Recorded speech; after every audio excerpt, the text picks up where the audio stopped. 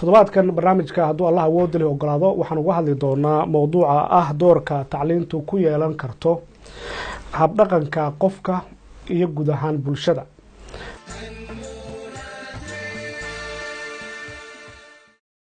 waxaa toddobaadkan aan ku faraxsanahay inuu barnaamijka ha noolaata marti inoogu yahay saaxiibkay maxamed xaaji ingiriis oo ka mid ah mutacalimiinta Soomaalida isla markaana ah PhD candidate dhigta jaamacadda Oxford ee wadankan Britain. maxaad ku fasiri kartaa baahida tacliineed ee qofku qabi karo maalintuu dhasho ilaa uu ka weynaado? bismillaahi raxmaani raxiim. waxbarashadu iyo maqaamka in qofku wax barto waxay wax ka bedeshaa qofka kaliya ma ahane qoyskiisa iyo bulshada uu ka soo baxay iyo ummadnimadiisa iyo ummadiisa waxa uu ku biirin karo. waxayna ka soo bilaabataa yaraan ilaa ay tagto meel saro weyn. marka waxay yiraahdaan qolooyinka cilmiga psychology of education waa marka uu yar yahay caruurtu wiil iyo gabarba 2 sano jir u marayo in lagu booriyo oo lagu baraarujiyo laguna dhiirigeliyo inay bilaabaan akhriska iyo wax qorista isku dayaan. waad ogtahay waxaan nahay dad muslima quraankeena kariimka ah aayadii u horeysay lagu soo dejiyay nabi maxamed alayhi salaatu wasalaam waxay ahayd iqra wax aqri. marka hatta dadka wax qorayaasha waaweyn noqda ama adduunyada wax weyn ka bedelay filosofka noqday fikirka weyn uriyay bulshada wax weyn ka bedelay haday la weydiyo taariikhdoodii hore iyo carabnimadooda waxay ka soo hadlaan meel dheer oo markay yaraayeen aad u yaraayeen inay soo bilaabeen akhris iyo qoris. marka waa marxalad dheer oo uu qofku marayo. dowladaha dunida markaad fiirisid waxay samaystaan hab dhaqan tacliimeed ama system of education oo qofkaasi yaraantiisa ilaa uu ka weynaado hab uu u maro waxbarashada. habkaas waxbarashada qofka loogu talagalay inuu yaraantiisa ilaa weynigiisii uu helo tacliinta noocaas ah maxay tahay fikradda ka dambeysa? waxay tahay in loo barbaariyo oo loo diyaariyo caruurta inay dalkooda iyo dadkooda ku anfacaan tacliinta iyo waxbarashada. nasiib daro annaga waxay aan xor noqonay Soomaali haddaan nahay 60kii maanan helin waqti ku filan oo dowladdeenu ay ku qaban qaabiso curriculum waxbarasho oo la falgala baahida wadanka taala. curriculumkii uu naga tagay gumaysiga Talyaaniga dhinaca koonfurta iyo kii waqooyiga British ka tagay ayaa sii socday oo muddo sii socday. markii militarigu meesha qabsadana wuxuu abuuray oo uu hindisay curriculum oo anfacaya xukunka militariga dadka inay u adeegaan. la socotaa hadda fiiriso sida wax loo habeeyay waxay ahayd in dadku lagu baraarujiyo oo ay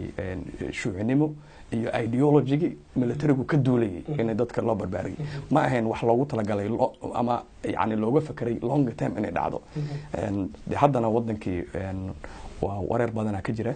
waxbarashaduna haddaad fiiriso warbixinada ay qoraan UNESCO iyo hay'adaha qaramada midoobay wadanka ka shaqeeya waxay ku cadeynaysaa inay kala qoqoban tahay midba si gobolada iyo deegaanada ay waxbarashada curriculum sax ah oo dadka hoos inta ka soo bilaabo ilaa kor u wadaya waxbarashadoodii isay wadanka u contribute gareyn lahaayeen meesha ma taalo. marka waxay waxbarashadu hadda wadanka haddaad fiiriso u qaabaysan tahay mid individual oo shakhsi ah oo qofku asaga uu meel uu iska bixinayo laakiin aan bulshadii ka turjumayn. tusaale ahaan marka hadda laga hadlo wadankeena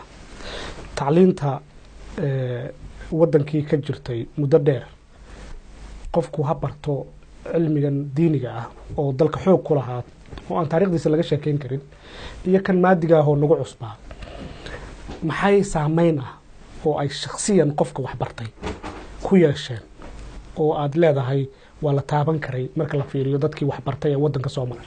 waxaan u kala saari lahaa 2 xilli. xilligii hore culimadeenu ay waxbarashada hormuudka ka ahaayeen waxbarashada islaamiga ah tan diiniga ah iyo af carbeedka oo waqti hore ahayd ama gumaysiga ka horeysay ama gumaysiga la socotay ku dhex jirtay taas waxay ka bedelaysaa wax weyn qofka oo kaliya ma ahane waxay wax ka bedeli jirtay bulshada Soomaaliyeed oo dhan waayo culimadeenu waxay sameeyeen dhowr waxyaabood oo transformation ka dhaliyay wadanka waxaan ka hadlayaa qarnigii 19aad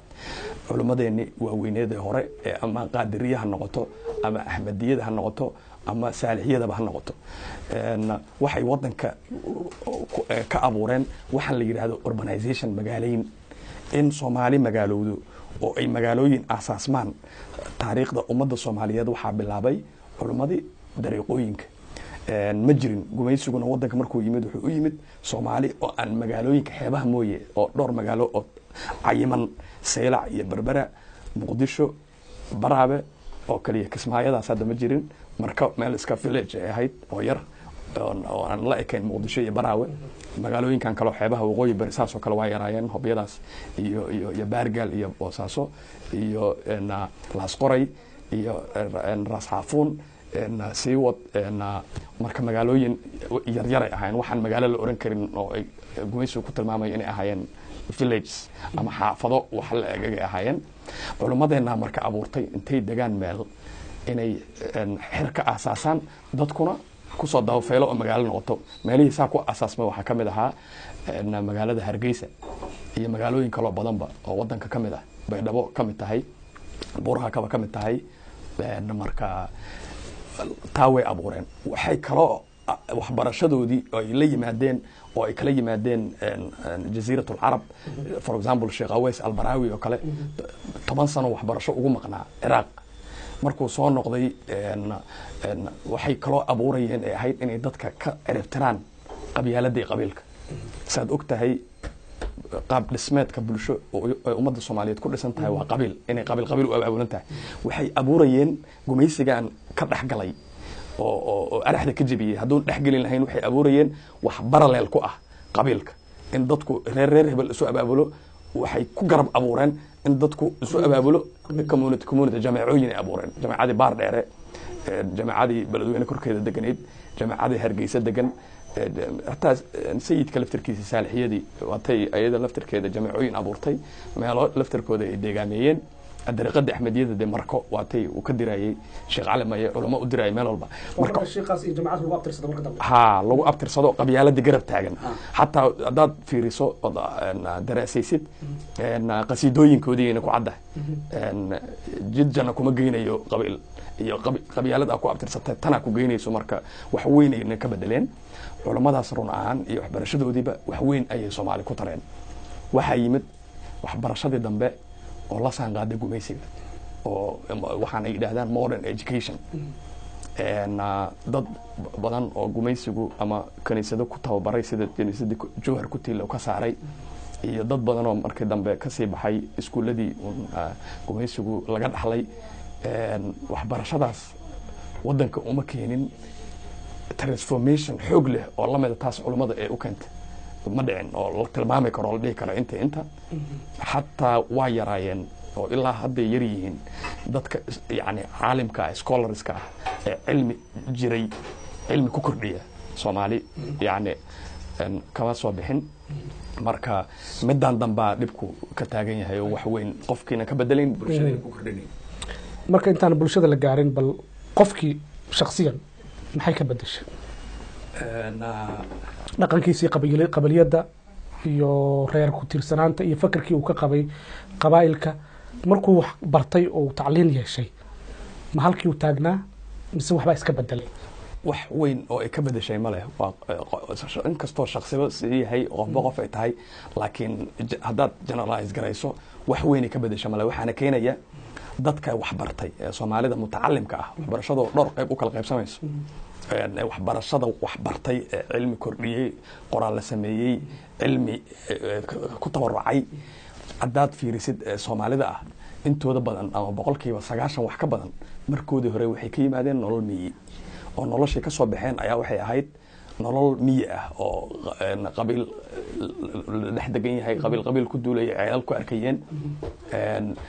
kuwa badan oo kamida si cad ayayba u sheegtaan oo yiraahdaan markeen hore waxaan ahaan jirnay geel jirayaal waa dad waaweyn oo magac leh oo Soomaalina maanta wada taqaano mutacallimiinta waaweyn kamida geel jire ayaan ahayn, geelaan soo raacaynay. marka qaar ka mid a ayagoo waaweyn oo 16 jir ah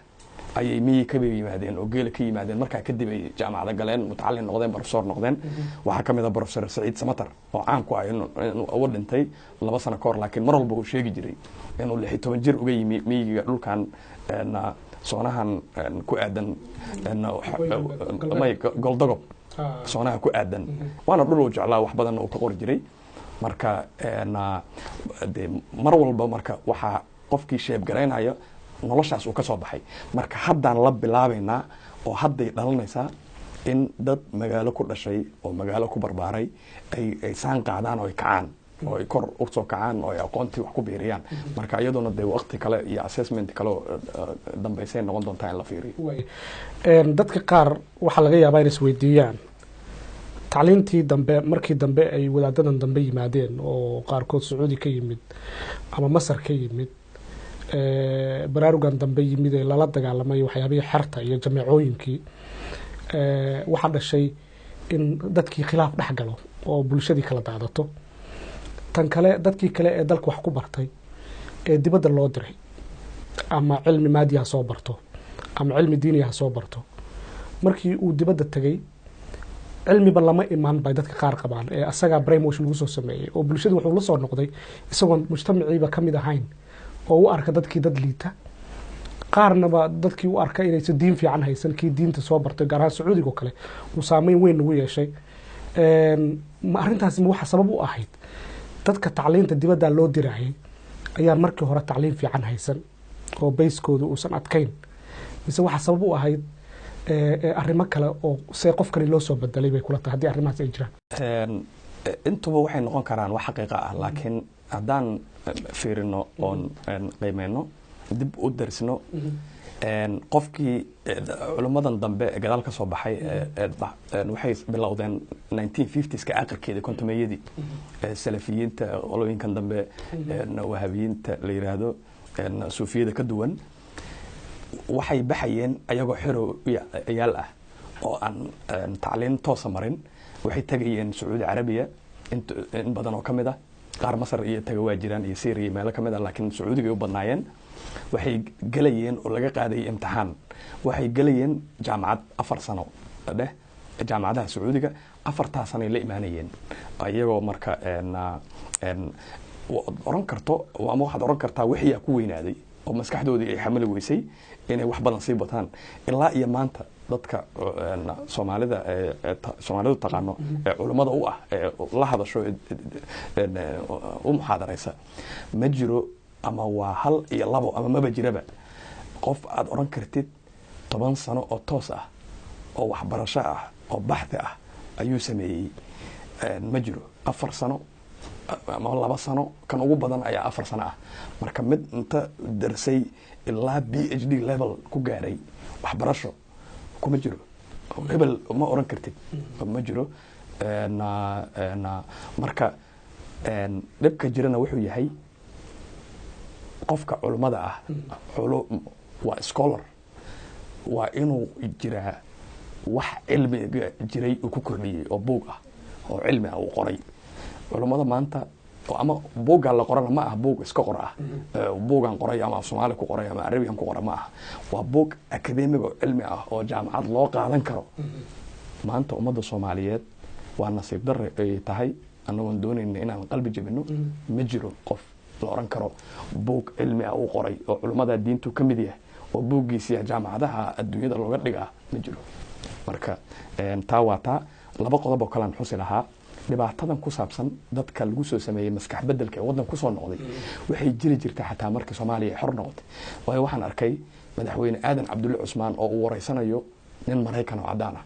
oo wareysi ka qaaday 65. waana iyala guriga boogii oo ninka qoray. marka madaxweynaha ayaa la hadlayaa oo weydiinaya waxbarashada arrin ku saabsan. madaxweynuhuna wuxuu ku jawaabay dhibka u badan wuxuu naga haystaa dadka ka yimid Masar wax ku soo bartay. jaamacadaha masar ka dad ka soo baxay waayo waagaas wadanka masar waxaa xukumayay jamaal cabdi naasir fikrad la yidhahdo naasirism ayaa socotay oo jamaal aliftay oo wuxuu ahayd wax communismkana qaar kala yimi arabismka socdana qaar kala yimi wuxuu isagu isku ka keensaday oo fikradeeyay ayay ahayd oo uu rabay wadamada muslimka iyo carabta iyo afrika wixii kamid ah xataa inay ka qaataan marka dad u naasirismkaas soo tababar ayaa wadanka imanayay oo waxay challenge gareynayeen rule authority-ga meesha joogay marka madaxweynuhu iyana waa ku dhibanaayeen si ay u maarayaanna male dee wadanka masar wuxuu ahaa wadanka keliya wadamo farkutiris ah wadanka koowaadba ahaa oo noo ogolaa waxbarasho maasif ah oo lacag la-aan ah inuu dad badan jaamacada noo geliyo noo tababaro ayuu ahaa marka wadan cilaaqaad ama dhinac walba naga caawiyo dhinaca militariga iyo dhinacyo badanba waxna tara wadan xiriirkeena lagu xumeyn kara ma ahayn dadkan usoo tababaraya wadanka soo gelinayo laakiin dhibaato mar walba taagneed ay ahayd waxaadna ogaataa taariikhiyan wadankeenu mar walba wuxuu ahaa oo dhibka jira yahay wadan fikradaha laga soo qaato jaziiratul carab iyo wadamada reer galbeedka wixii ka dambeeyay 60kan ka hadlaya ay ku tartamaan communism ha noqoto dimuqraadiyad ha noqoto islaamkan sida kala duwan loo macneeyay ha noqoto ama loo tafsiiray salafiya ha noqoto new salafism ha noqoto takfiiriga waxaas socda maalin walba ay ku dirayaan fikrad xagga ka imaanayso laakiin ma jirin wax philosophic ah oo Soomaali ah oo fikradeeya fikrad ummadda Soomaaliyeed dhaqankeedana waafaqsan islaamkeedana waafaqsan qabiilkeedana waa waafaqsan oo soconays waxa ugu dhawaa un Sheekh Aways rag la mid ahaa oo iyo Sheekh Cabdiraxmaan Suufi xataa Sheekh Suufiyada xamar waa tuu fikradeeyay wax isku dadayeen inay wixii dhaqankeena waafajiyaan midda kale oo kugu dar waxay tahay dhibki jira ah waa tay Soomaalidu dhahdo ka bashada cilmiga gaaban waa lagu kadeedmaa cilmigu markuu yiri yahay oo uusan qodnayn dhibkiisa ka badan Faransiisku xataa maamahay leeyihiin doqon wax bartay waa doqon ka xun doqonka wax baran waxa jiray oo hadda mar walba laga sheekay wadankan dariska nalaha Kenya novel ay jira la qoray oo novel la alifay laakiin lagu macnaynayo dadka Kenya ka tagi jiray kontameeyadii waxbarashadu u aadi jiray Ingiriiska badanaa imaan jireen ee laaban jiray say dadkooda ula falgalayaan markay noqdaan marka waxay dhahan waxa jirtay gabar laga soo waday tuulo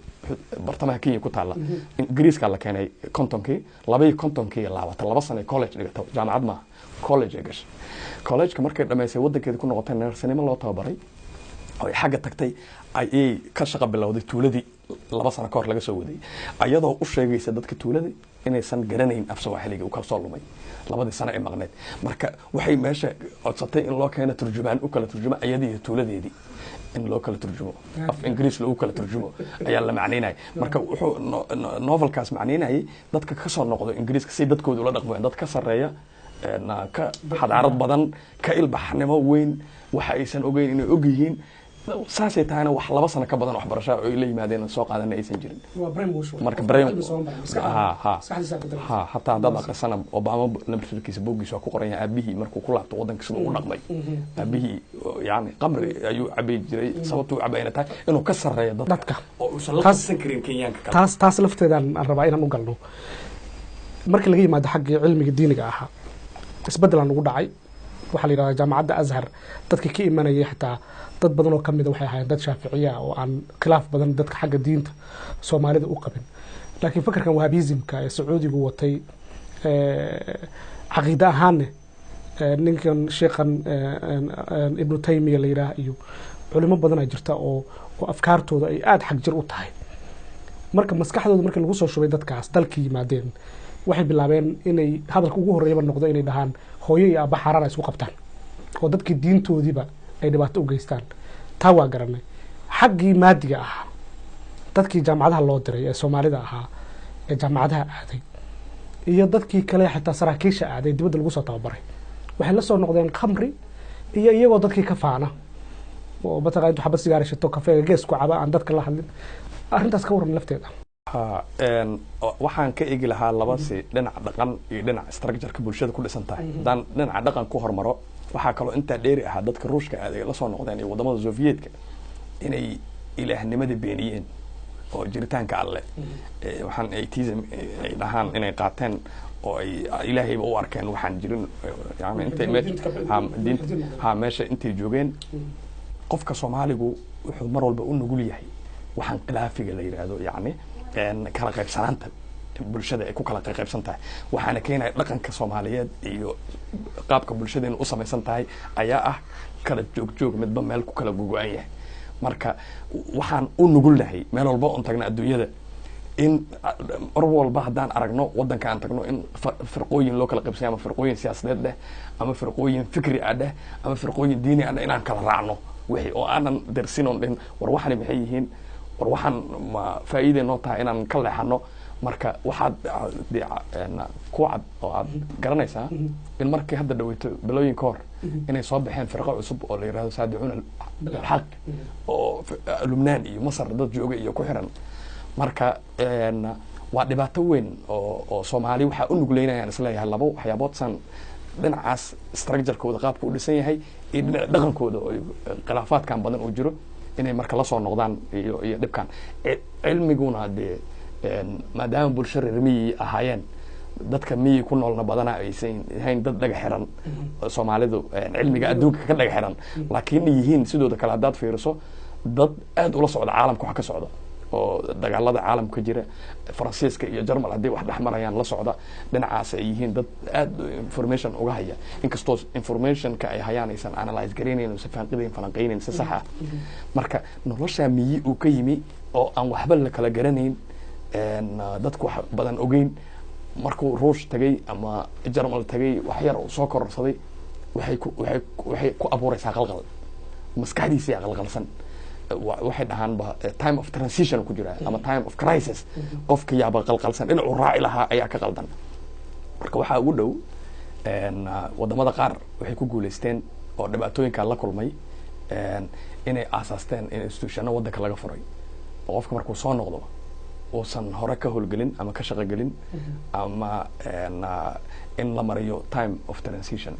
rehabilitation uu maro haa laakiin annaga ma lihin baahidii waxbarashadii loo qabay iyo dadkii ayaa duwan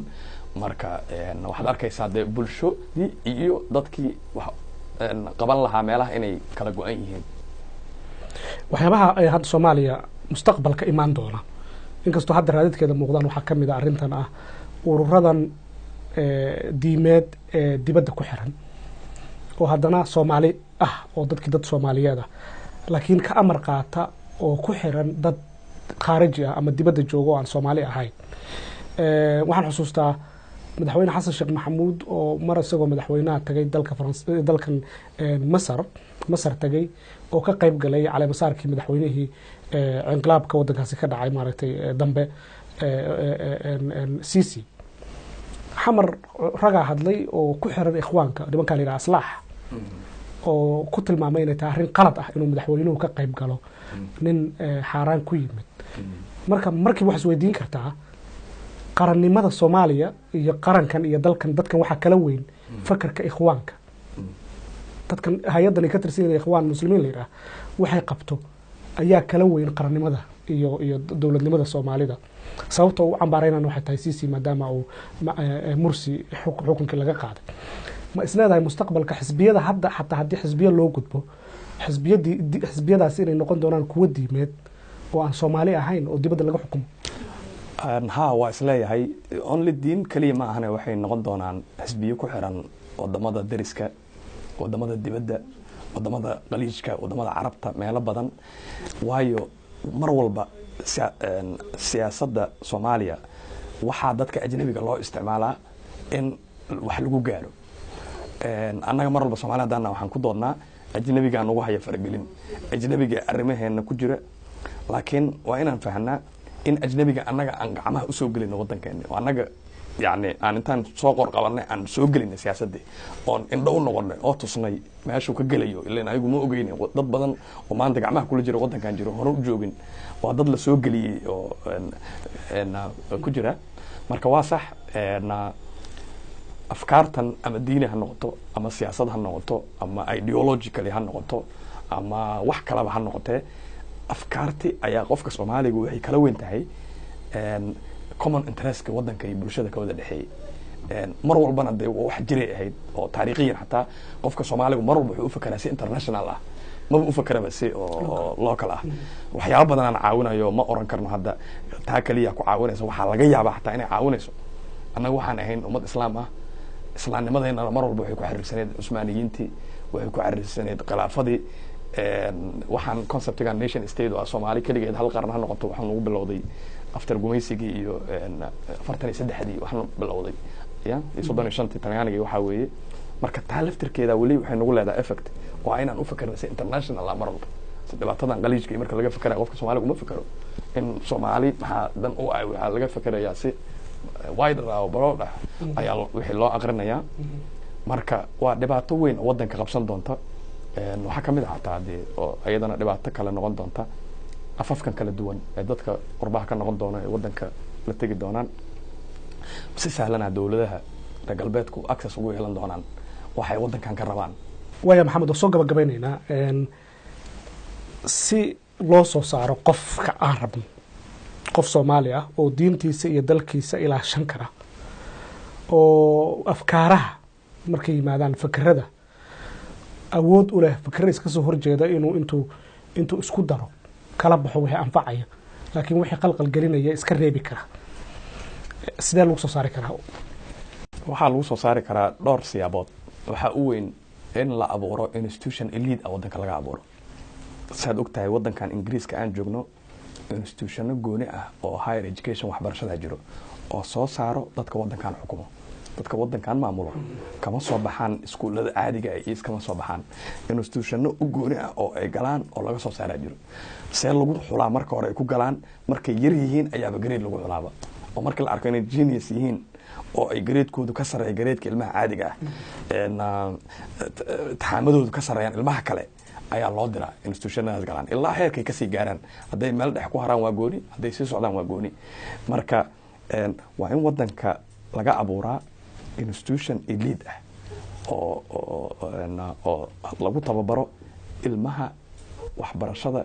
ama ardayda waxbarashada ama primary ka soo baxo ama intermediate ama secondary school level sare ka sareeya ardayda kale ama uga sareeyo u dhashay iyo dadaal u dadaalay ama maskaxdiisa sidiisa in loo sameeyo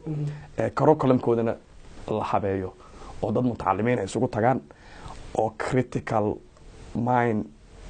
adag la baro inuu fikrad kasta intuu qabto uu cajiibin karo oo wax dhin u ah dadnimo ugu jirto wadankiisa ku soo saari karo dhibaatada weyn hadda Soomaali taagan waxay tahay ama dibadda joogo ama gudaha joogo ma aqbali karo fikrad antiisa ahayn waana ku dilayaa qofka waa kaw waa dil marka midda hore cabsan yahay marka dibkeen waxa fikradda uu haysto ayaa aqeeda ka noqotay ayuu cabsan yahay taas keenaysa inuu mid kala aqbalin waa dil inuu ku dilo oo madax kaga gooyo ama ku culaadiyo oo ku culaadiyo ku kala dhintaan hadda Soomaali dhexdeed waxa aad sheegtid iyo fikradda mowqifka ka istaagtid ayaa ama lagu jeclaanaya ama lagu nacaya marka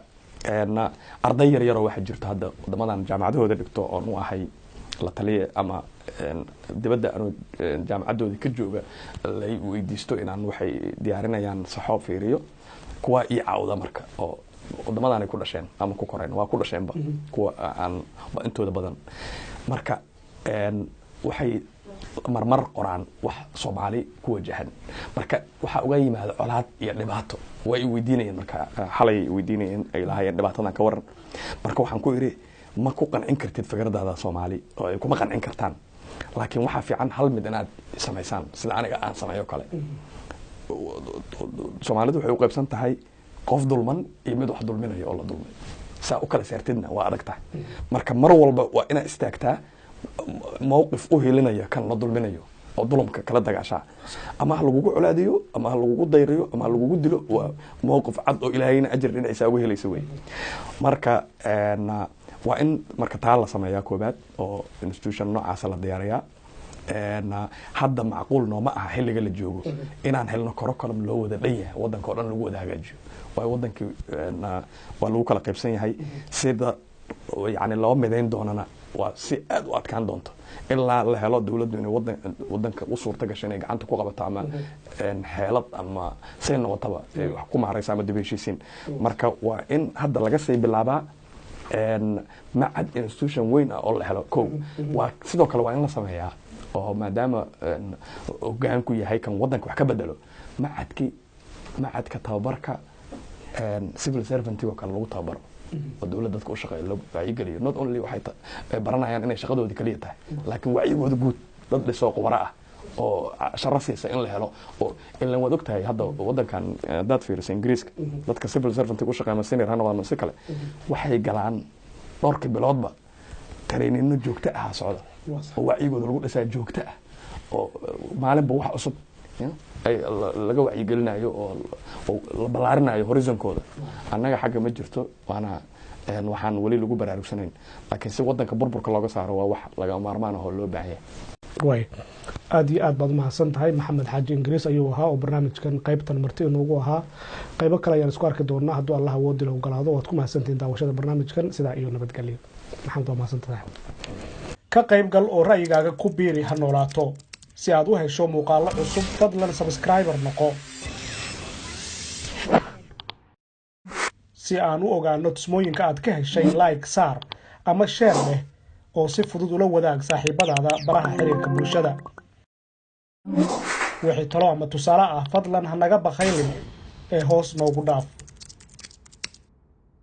mahadsanid